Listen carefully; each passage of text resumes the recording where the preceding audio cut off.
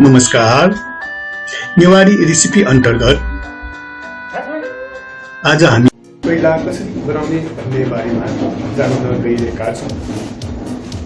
नेपालमा नेवार समुदायको धर्म संस्कृति र परम्परा धेरै नै लोकप्रिय छ। साथै परिकारहरूमा पनि नेपालमा नेवारहरूको आफ्नो छुट्टै पहिचान बनाएको छ, जसमा आज सिक्न गइरहेको छोइला नेवारहरूले मात्र होइन, आजभोलि अरू समुदायले पनि प्रयोग गर्न थालिएको हामी पाउँछौँ। ल जाउँ न त, आज हामी छोइला कसरी बनाउने भन्ने बारे दुईवटा तरिका सिक्दैछौँ। एउटा हो परम्परागत छोइला बनाउने तरिका र अर्को सजिलैसँग यसलाई कसरी बनाउन सकिन्छ भन्ने बारेमा हामी जान्न गइरहेका छौँ। जसको लागि हामीले बजारबाट 6 किलो जति राँगाको मासु किनेर ल्याएका छौँ। सर्वप्रथम यसलाई पखालौँ।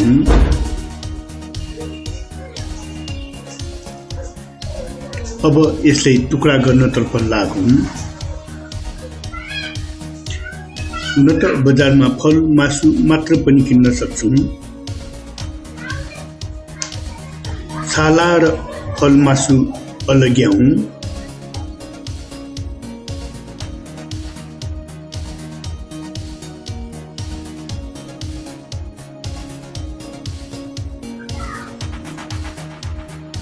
तर यसमा कलिलो अथवा नरम छालालाई पनि हामी प्रयोग गर्न सक्छौँ। यसरी फल मासुलाई माला जस्तै हुने गरी काट्नुपर्छ, जुन 1 सेन्टिमिटर मोटो र 1 इन्ची फराकिलो हुने गरी काट्ने चलन छ, ताकि यसलाई पोल्दा अथवा पकाउँदाखेरि राम्रोसँग र छिटो पाकोस्।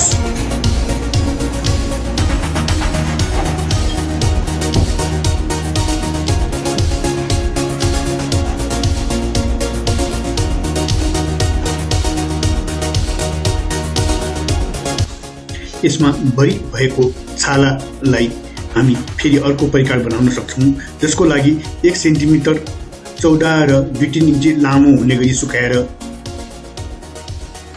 तेलमा फ्राई गरेर एकदम रमाइलो परिकार बनाउन सक्छौँ, जुन मैले नेवारी किचन अन्तर्गत पोस्ट गरिसकेको छु, हेर्न नभुल्नुहोला।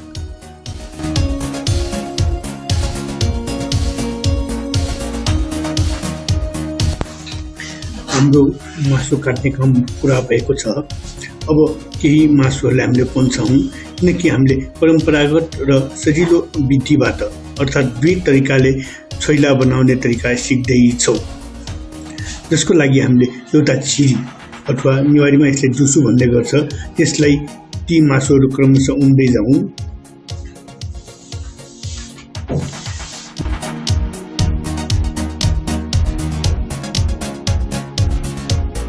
बीचमा अलिकति ग्याप हुने गरी खुकुलो पारौँ, जसले गर्दा राम्रोसँग पाक्न मद्दत पुग्छ। हाम्रो यो मासु अब पोल्नको लागि तयार भइसकेको छ। अब हामी परम्परागत छोइला बनाउनतर्फ लाग्छौँ, जसको लागि हामीले पराल प्रयोग गर्ने गर्छौँ। परालको आगो अलि नरम हुने भएकोले छोइला भित्रसम्म पाक्न मद्दत पुग्छ। पराल नभएमा छाली अथवा अन्य ज्वलनशील पदार्थ पनि प्रयोग गर्न सक्छौँ, तर त्यसले वास्तविक स्वाद आउँदैन।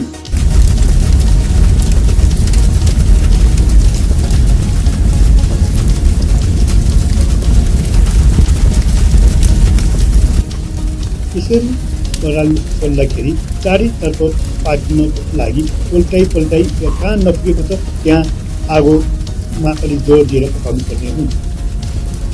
हाम्रो यो छोइला राम्रोसँग पाकिसकेको छ। यसमा तासिएर रहेको खरानी झार्नको लागि तकतक्याउँ।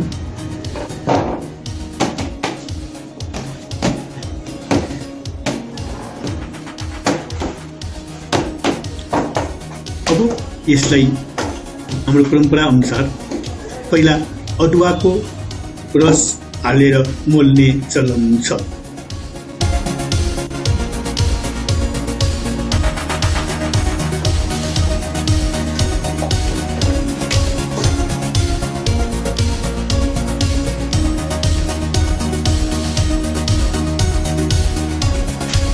अब यसलाई एउटा चपिङ बोर्डको सहायताले सुपारीको दानाको आकारमा काटौँ। पहिला नेवारहरूले यसरी मासु काट्दा चुरेसीको प्रयोग गर्ने गर्थ्यो।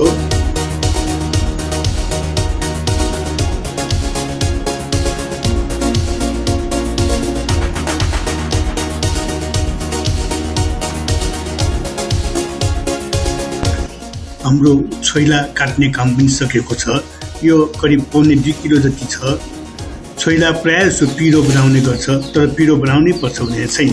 त्यसैले आज हामी यहाँ पिरोको लागि तेजा खोर्सानी र खासै पिरो नबनाउनको लागि लोकल खोर्सानीको प्रयोग गर्दैछौँ। त्यसको लागि तेलमा तारेको खोर्सानी प्रयोग गर्ने गर्छन्, अर्थात् फुटेको, र त्यसलाई धुलो पारेर प्रयोग गर्ने गरिन्छ।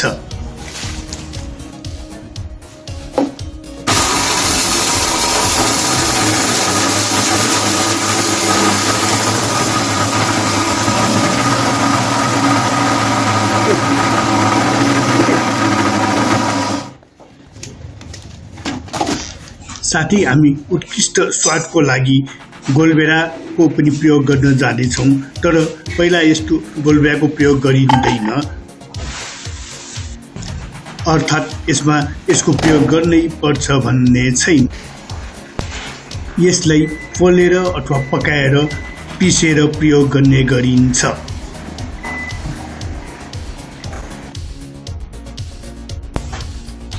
हाम्रो छोइला 1.25 किलो जति भए तापनि हामी 1 किलो जति मात्र पकाउन जाँदैछौँ।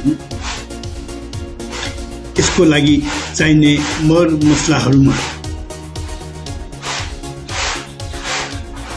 पिरो खोर्सानी अथवा तेजा खोर्सानी 1.5 चम्चा, स्वादको लागि गरम मसला 1 चम्चा, बेसार आधा चम्चा, जिराको धुलो 1.5 चम्चा र नुन 1 चम्चा लिएका छौँ। अर्को तरिकाको छोइला पनि यस्तै 1 किलो मात्र बनाउन जानेछौँ, जसका लागि पनि मसलाहरू त्यस्तै गरी प्रयोग गर्ने हो। त्यसैले अहिले नै त्यसको लागि मसला पनि पन्साउँदैछौँ। अर्थात् यो छोइला पिरो नभएको बनाउँदैछौँ। त्यसैले यहाँ हामी लोकल खोर्सानी 2 चम्चा, नुन 1 चम्चा, जिराको धुलो 1.5 चम्चा, बेसार आधा चम्चा र गरम मसला 1 चम्चा प्रयोग गर्दैछौँ। साथै यसमा 50 ml जति गोलबेराको पेस्ट पनि लिएका छौँ। साथै यसमा धनियाँको पत्ता र हरियो लसुनको पत्ता पनि प्रयोग गर्ने गरिन्छ। पिरो नभएको छोइलाको लागि हामी अदुवा 2 चम्चा र लसुन पनि 2 चम्चा प्रयोग गर्दैछौँ भने पिरो छोइलाको लागि लसुन 2 चम्चा र अदुवा 1/2 चम्चा जति मात्रै प्रयोग गर्दैछौँ, किनकि हामीले अघि नै अदुवा निचोरेर यसमा मोलिसकेका छौँ। साथै 600 ml जति फुटेको तोरीको तेल हामीले लिएका छौँ। अब अघि पोलेको छोइलामा मसलाहरू खन्यौँ।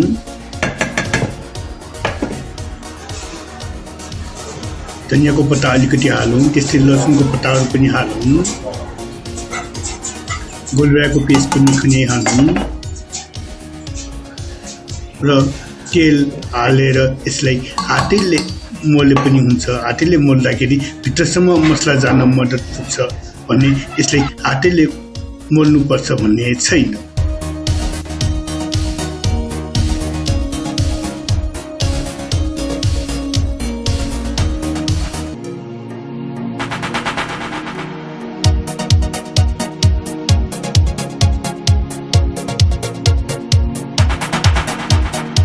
अब अर्को विधिबाट छोइला बनाउनतर्फ पनि लागौँ, जुन विधि अहिलेको भन्दा सजिलो छ,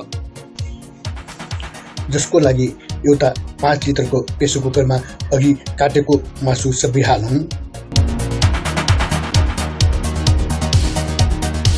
1 चम्चा जति बेसार र हाफ लिटर जति पानी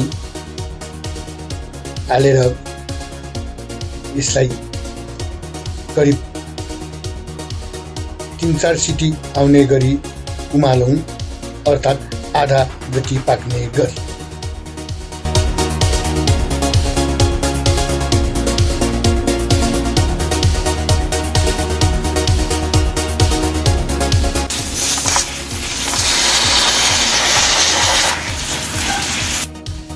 ल हेर्नुहोस् त, हामीले अलिकति मात्र पानी हाल्दा पनि सिटीको मुखबाट रस बाहिर निक्लेको छ।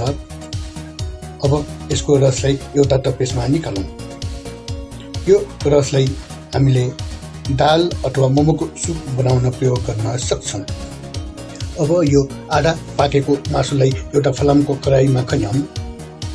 फलामको कराई प्रयोग गर्दाखेरि यसमा टाँसिने सम्भावना कम हुन्छ।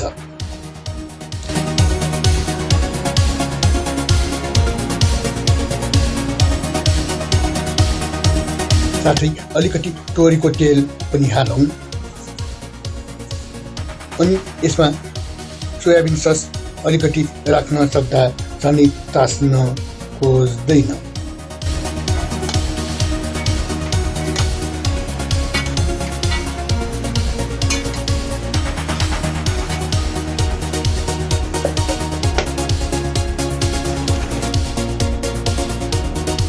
यसलाई राम्रोसँग र छिटो पाकोस् भनेर समयमा चलाइदिनु पर्छ।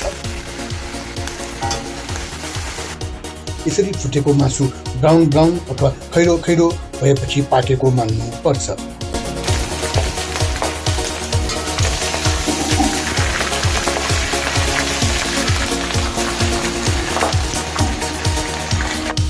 अब यो हाम्रो तयार भएको मासुलाई पनि अघि जस्तै काट्नतर्फ लागौँ।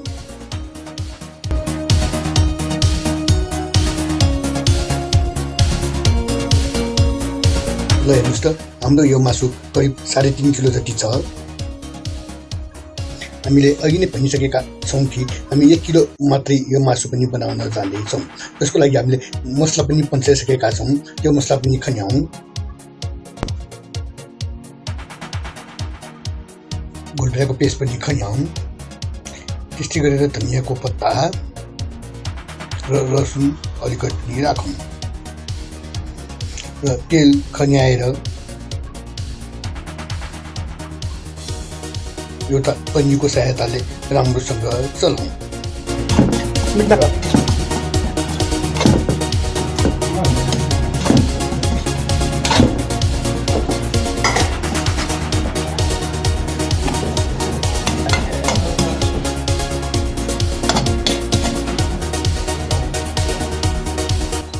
अब यस छोइलाको स्वाद पनि हेरौँ न त।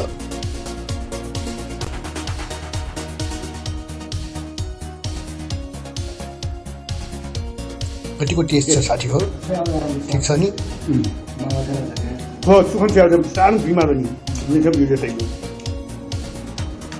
भिडियो कस्तो लाग्यो कमेन्ट गर्न नभुल्नुहोला। तपाईँहरूले माया गर्नुभयो भने म यस्तै अर्को भिडियो पनि बनाउने छु। भिडियो पुरा हेरिदिनु भएकोमा धन्यवाद।